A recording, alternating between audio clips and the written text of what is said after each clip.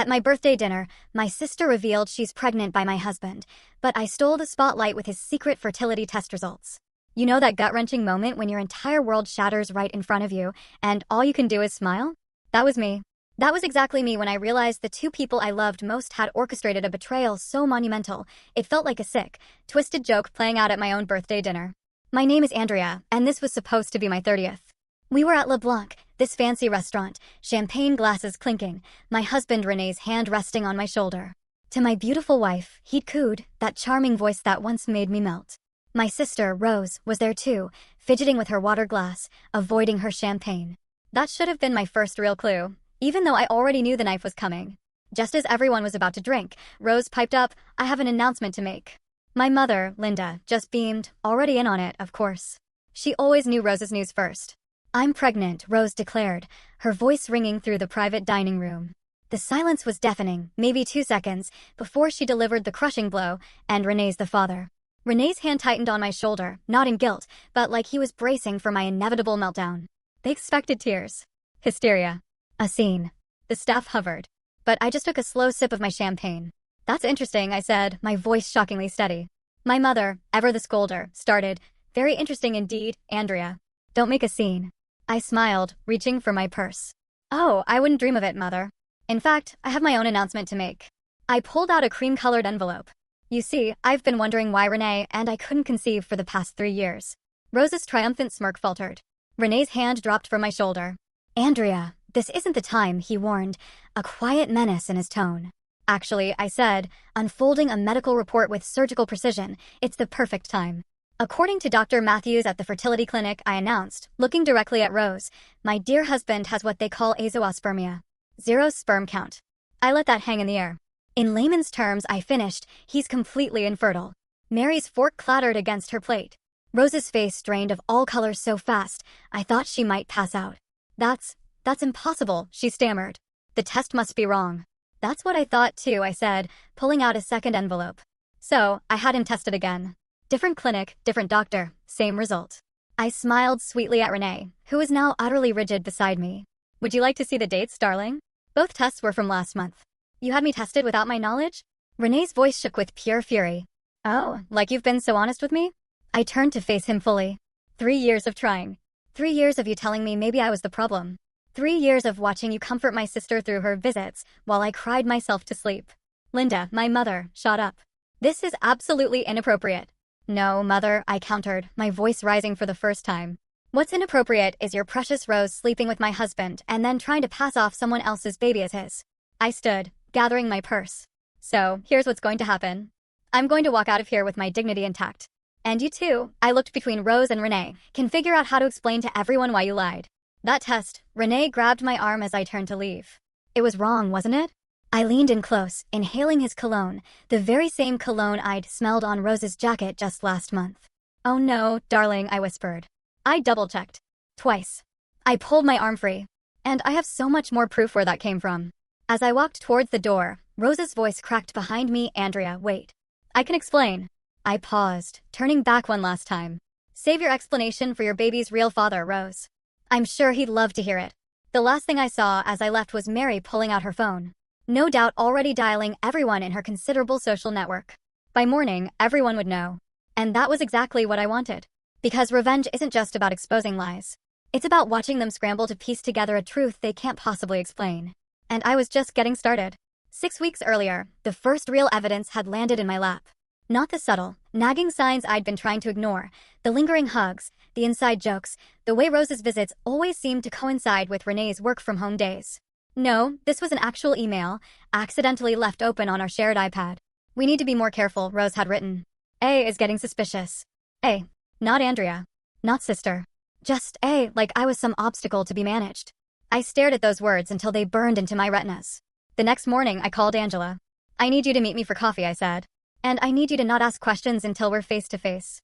20 minutes later, we were in a quiet corner booth at Café Luna. "Show me again," Angela said, squinting at the email on my phone.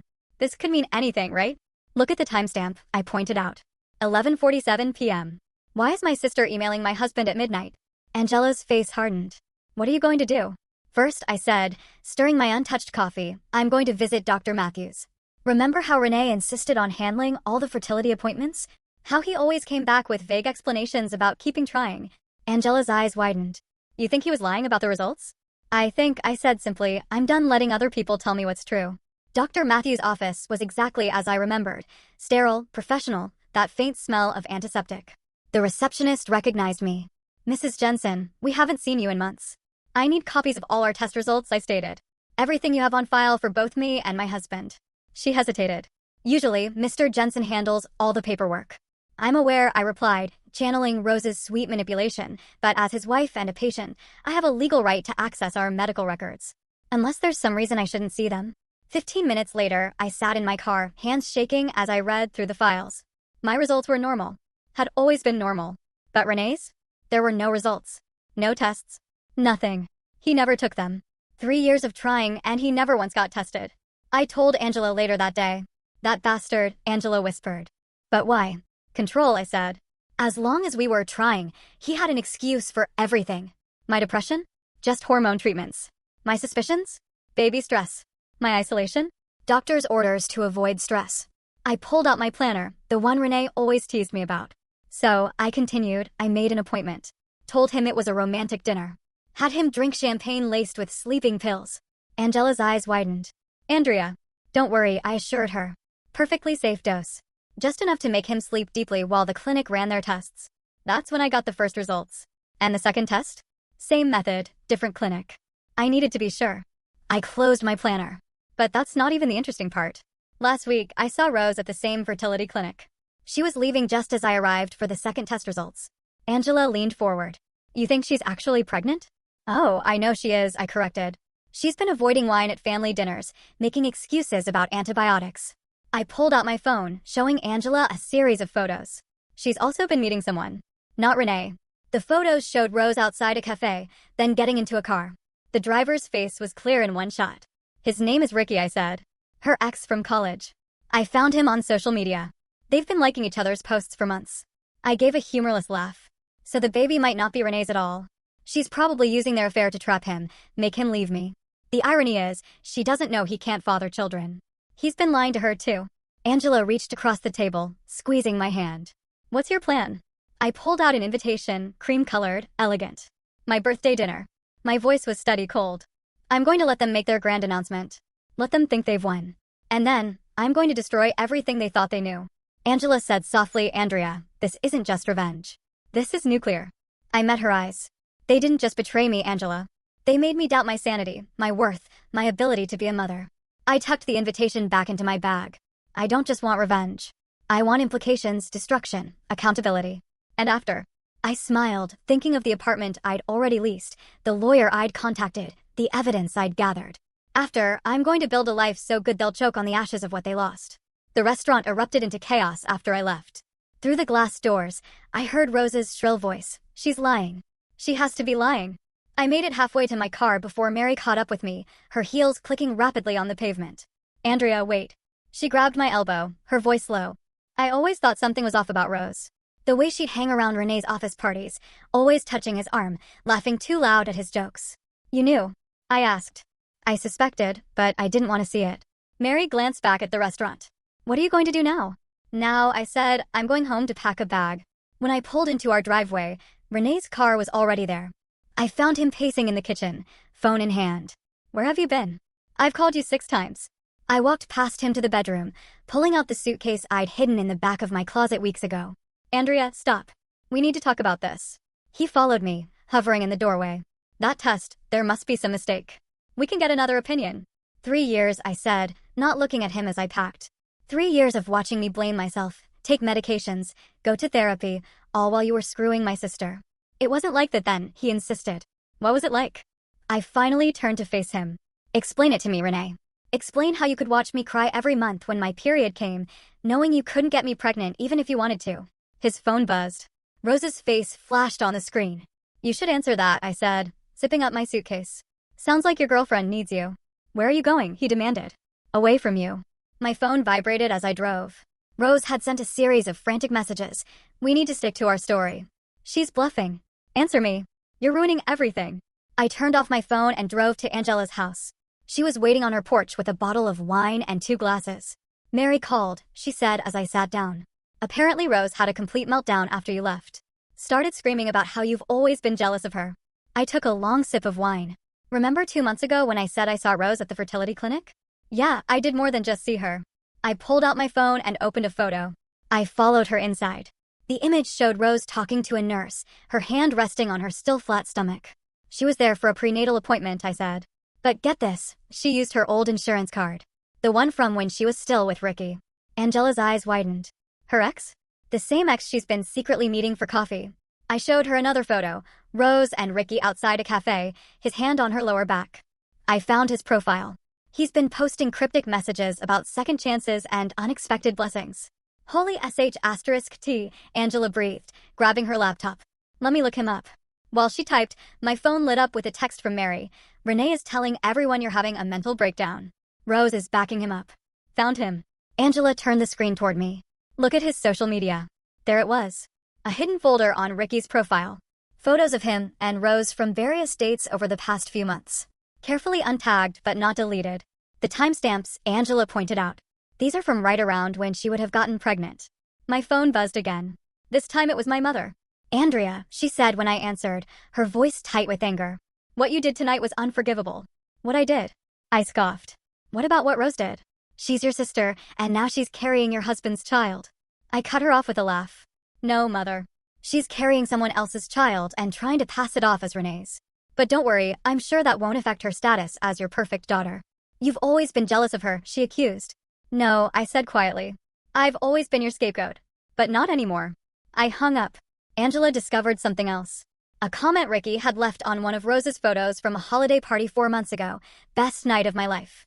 Andrea, Angela said slowly, you need to talk to him. I nodded, already composing an email. Oh, I plan to. But first, I need to make a few calls. Starting with Renee's company. What are you going to tell them? Angela asked.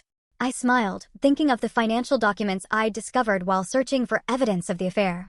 The truth. That their VP of Finance has been falsifying reports. And that's just the beginning. Because revenge isn't just about exposing lies.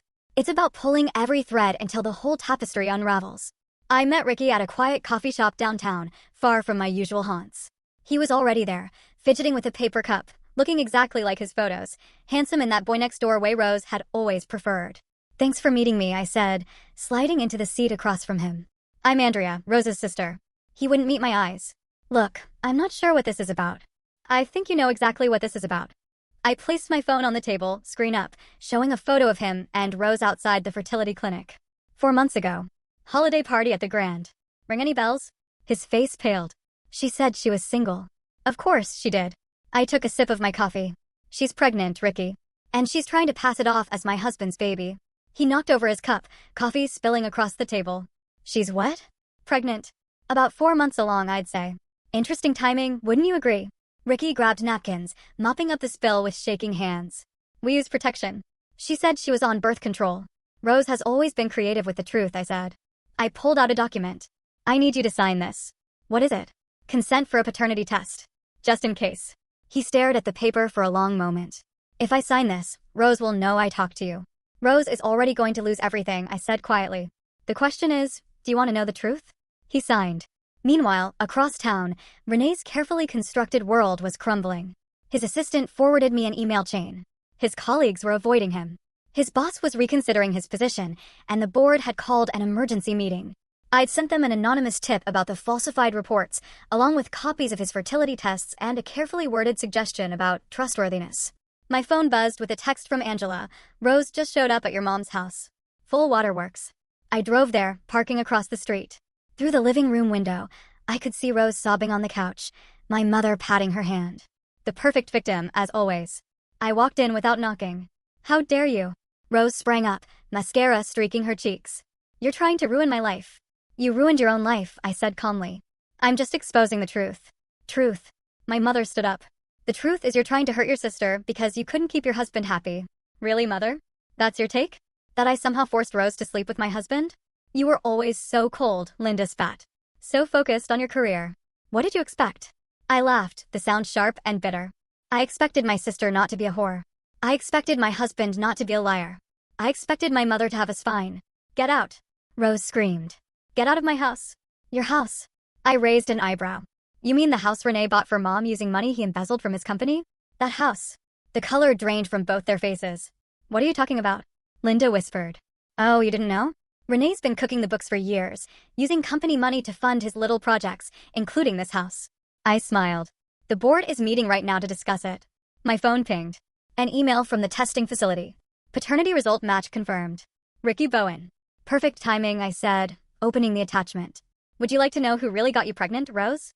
She lunged for my phone, but I held it out of reach. Don't worry. Everyone will know soon enough. I'm sure Ricky will be thrilled to hear he's going to be a father. UB*TCH. Rose swung at me, but I stepped back. You're lying. Like you lied about the baby being Renee's? Like you lied about being on birth control with Ricky? Like you've been lying your entire life. Linda grabbed my arm. Stop this. Stop it right now. I pulled free. No, Mother. I'm done stopping. I'm done being quiet. I'm done watching Rose destroy everything she touches while you clean up her messes. I'll deny it, Rose said, her voice shaking. No one will believe you. They already do. I headed for the door, pausing in the doorway. By the way, Renee's company just called. They're freezing all his assets, including this house. You might want to start packing. As I walked to my car, I could hear Rose's screams through the open window. But for the first time in my life, they didn't make me feel guilty. They made me feel free. The family brunch was my idea. I sent out a group text suggesting we all meet to talk things through civilly.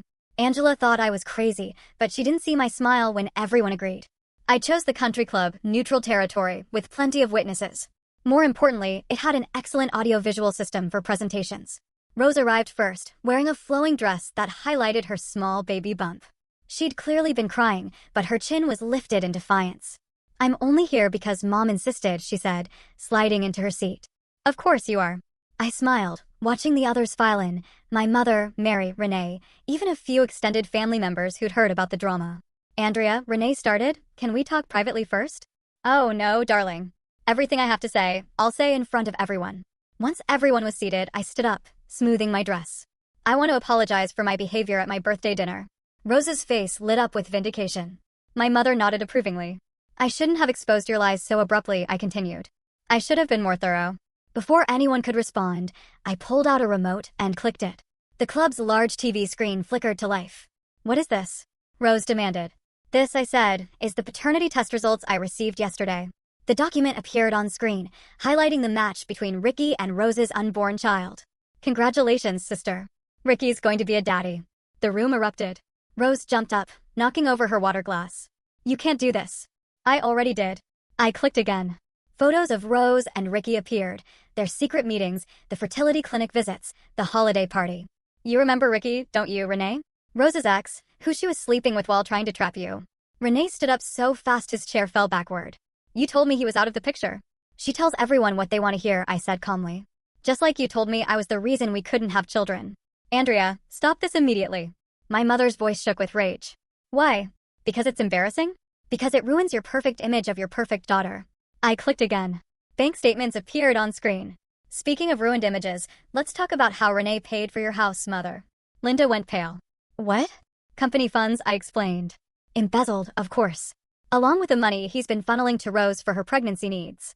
Though I suppose sleeping with 2 men at once can get expensive. Rose lunged at me, but Mary caught her arm. Don't, Mary warned. You've done enough damage. Me? Rose screamed. She's the one destroying everything. No, Rose. You destroyed everything the moment you thought you could take what was mine. I turned to Renee. By the way, your company's legal team wants to meet with me tomorrow. Something about being a material witness. Renee sank into his chair, head in his hands. His carefully constructed world was crashing down around him. You've lost your mind, my mother said, but her voice wavered. Actually, I countered, I finally found it. I clicked one last time. A video began playing. Rose and Renee in his office, planning how to tell me about the pregnancy. Planning how to break me. How did you get that? Renee demanded. You really should change your email password, darling. And check your office for recording devices. I gathered my purse. Oh, and Rose. Ricky's lawyer will be contacting you. Something about fraud and emotional damages. I'll deny everything, she hissed. With what proof? The paternity test is legally binding. The financial records are clear. The video speaks for itself. I smiled. But please, try to deny it. I'm sure the media would love to hear your side. The media? Rose's voice cracked. Did I forget to mention Mary's been live streaming this whole conversation to her social media? Say hi to your followers, Rose. Mary held up her phone, still recording. Rose's face crumpled as she saw the comments flooding in. You thought you loved center stage, I said softly. How's the spotlight feeling now? My phone buzzed. Renee's company calling again. I answered on speaker.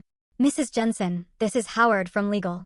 We need to discuss some irregularities in your husband's financial documentation. Of course, I said, watching Renee's face drain of color. I'll bring everything I have to our meeting tomorrow.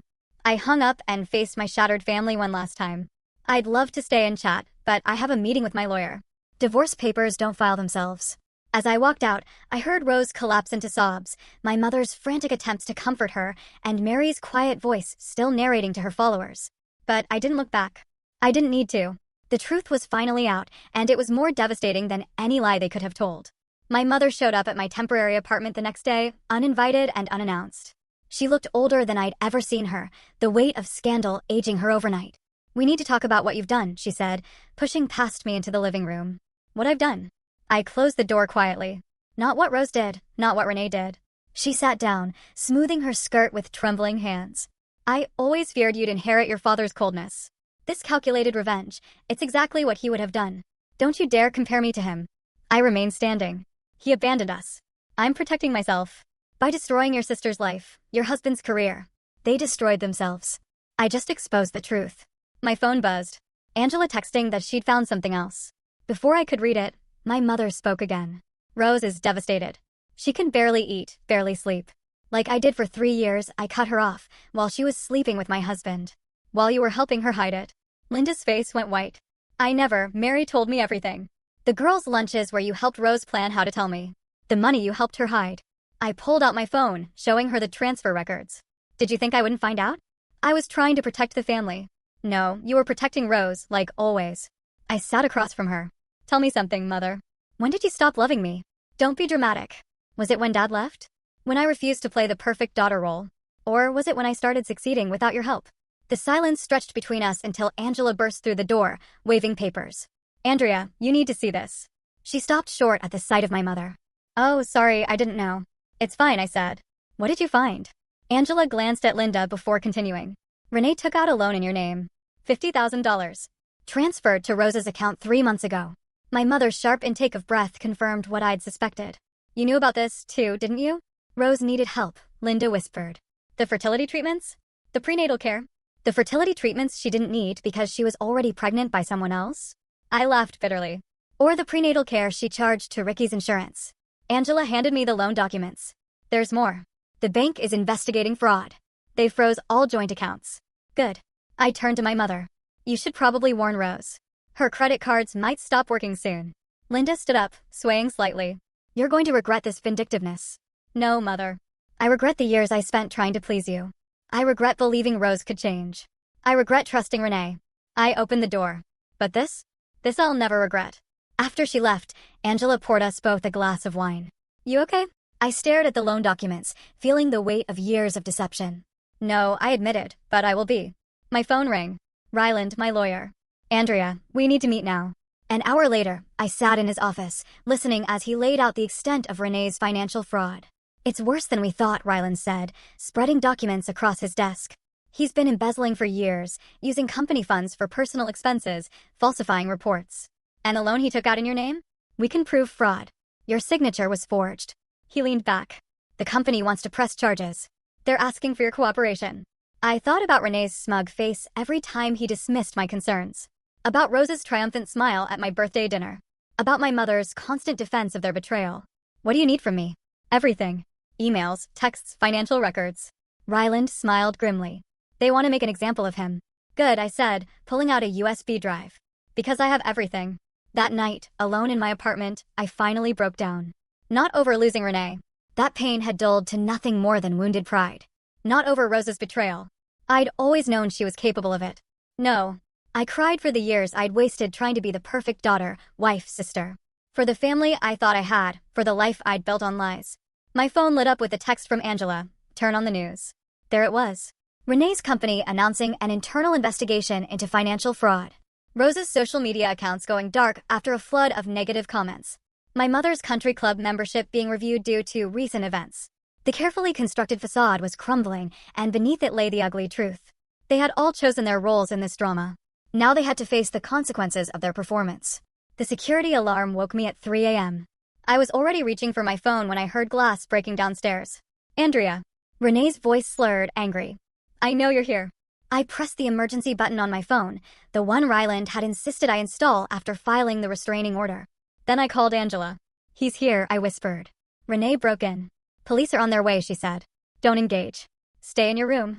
But Renee was already stumbling up the stairs, his footsteps heavy and uneven. You ruined everything, he shouted. My job. My reputation. Your ability to steal money, I called back, grabbing the baseball bat I'd started keeping by my bed. Your chance to play happy families with my sister. He appeared in my doorway, disheveled and reeking of alcohol. You think you're so smart, he sneered. But you're just a cold, bitter woman who couldn't keep her husband happy.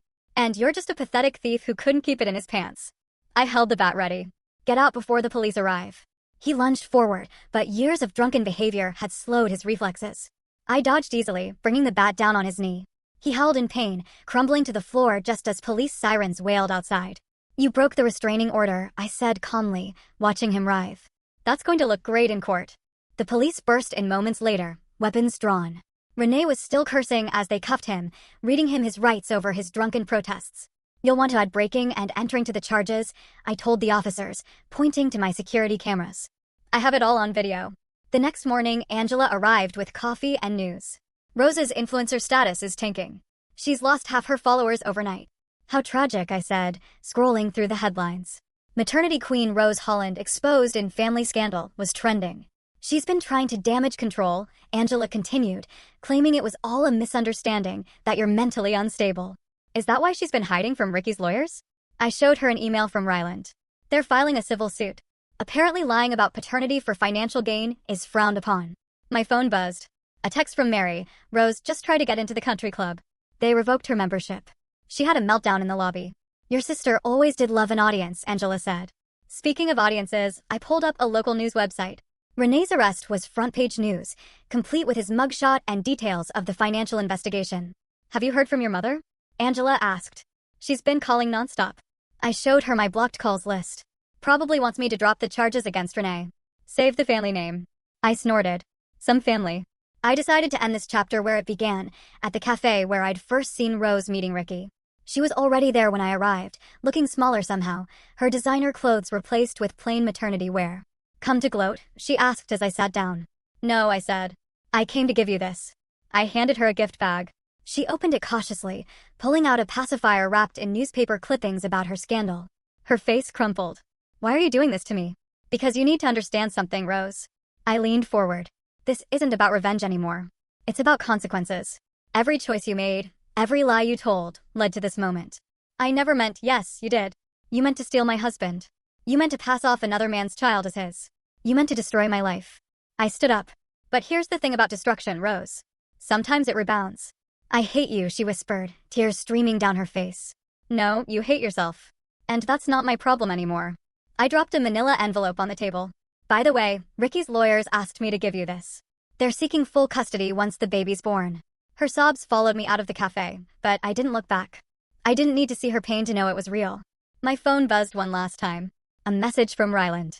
Renee is pleading guilty to all charges. The company wants to settle. 7 figures. I smiled, thinking of the new life waiting for me. The freedom I'd fought for. The peace I'd finally found. Because sometimes the best revenge isn't just exposing the truth. It's watching karma do its work while you walk away clean. The moving truck pulled away from my new apartment, leaving me alone in a space that was finally completely mine. Sunlight streamed through floor-to-ceiling windows, warming the hardwood floors. No traces of Renee. No echoes of Rose. Just peace. My phone buzzed. Angela, arriving with housewarming wine. This place is gorgeous, she said, taking in the view of the city. How does it feel? Like freedom. I uncorked the bottle. Did you see the news about Renee's sentencing? 8 years seems light considering what he stole. The money wasn't the point, I said, handing her a glass. It was the lies, the manipulation, the way he made me doubt myself for years. Speaking of manipulation, Angela pulled out her phone. Rose had her baby yesterday. I know. Ricky's lawyer called me. I smiled. DNA test was done immediately. He's filing for full custody, given her unstable behavior and history of fraud. Your mother must be thrilled. Wouldn't know. Haven't spoken to her since she tried to bribe me to drop the charges against Renee. I sat on my new couch, running my hand over the soft fabric. She chose her side. Now she can live with it. The doorbell rang. Mary, carrying a plant and a thick envelope. Thought you might want to see this, she said, handing me the envelope. Renee's sister sent it. She found these while cleaning out his office. Inside were photos, me and Renee in happier times, family gatherings, holidays. At the bottom was a letter from Rose to Renee, dated 3 years ago. She's too focused on her career. Too cold. You deserve better. We deserve better. They were planning this for years, I said quietly. And now they have nothing, Mary replied. Renee's in prison. Rose lost her baby to Ricky.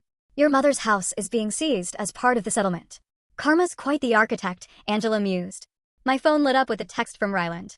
Settlement check cleared. You're officially a very wealthy woman. What will you do with it? Mary asked. Already done. I showed them my laptop screen, a confirmation email for a major donation to a fertility support organization. They help women who've been manipulated or abused during fertility struggles. Taking something ugly and making it beautiful, Angela said softly. That's the thing about revenge, I replied. It's not about destroying others. It's about rebuilding yourself. The doorbell rang again. This time it was a delivery, a large package from the fertility clinic where I'd first discovered Renee's lies. Inside was a letter. Dear Miss Jensen, we were moved by your story and your donation. We'd like to offer you our services free of charge whenever you're ready to start your own family on your own terms. Are you going to? Angela asked. Maybe, I said. But not because I need a baby to be complete. Not because society expects it. Only if and when I choose. I walked to the windows, watching the sunset paint the city gold. Behind me, Angela and Mary chatted about dinner plans, their voices warm and genuine. Real friendship, not the fake support my family had offered. My phone buzzed one last time. Rose calling from an unknown number. I declined the call. And blocked it. You know what I learned from all this? I said, turning back to my friends. They expected me to collapse, to break down, to need their version of love so badly I'd forgive anything. But you didn't, Angela said. No. Instead, I built myself a balcony to watch them fall. I raised my glass. To karma. To karma, they echoed. Later that night, alone in my new home, I found one last photo at the bottom of the envelope. Me as a child, smiling fearlessly at the camera. Before Rose's manipulation, before Renee's lies, before my mother's conditional love. I pinned it to my mirror. A reminder not of what I'd lost, but of what I'd found. My strength. My worth. My voice. Because sometimes the best revenge isn't just watching your enemies fall. It's rising so far above them that they become nothing more than a cautionary tale in your success story. I took one last look at the city lights before closing my curtains. Tomorrow would bring new challenges, new opportunities, new chapters. But tonight, in this space I'd carved out of their destruction, I was finally, completely at peace. Not because they'd lost everything, but because I'd found myself.